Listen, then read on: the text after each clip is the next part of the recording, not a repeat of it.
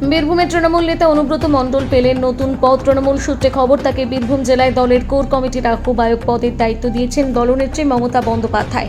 চলতি বছরের মে মাসে বীরভূম জেলার সভাপতি পদটিকে অবলুপ্ত করার সিদ্ধান্ত নিয়েছিল দল। এই পদে আসীন ছিলেন অনুব্রত।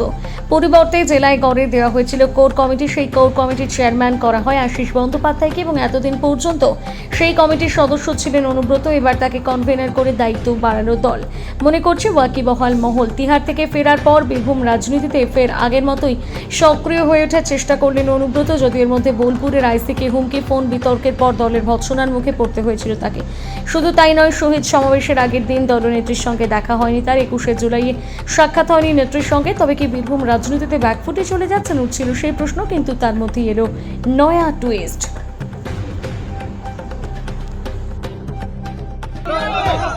কি আলোচনা হলো?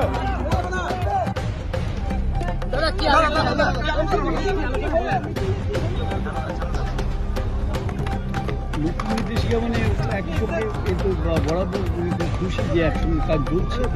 হ্যাঁ, এই একসঙ্গে কাজটা চলছে, এতেই উনি খুব খুশি। এবং আজকের যে সমাবেশ সেটাও খুব ভালো হয়েছে। কালকে নানুরের সমাবেশ হয়েছে। অনুব্রত মণ্ডল নিয়ে নতুন কিছু নির্দেশ।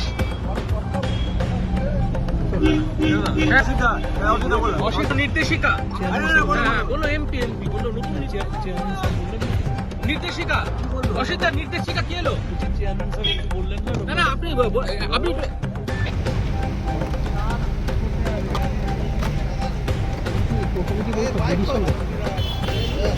সবাইকে কি ডাকা হয়েছে কোর কমিটি? কতজনকে ডেকেছে?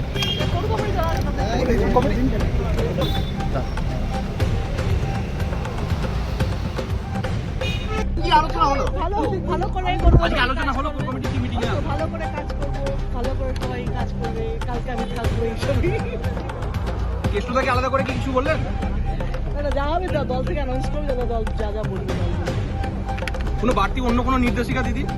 ওই যেগুলো দল, এগুলো যা যা আলোচনা হয়েছে সেটা দলের থেকে ডেকে আনবে।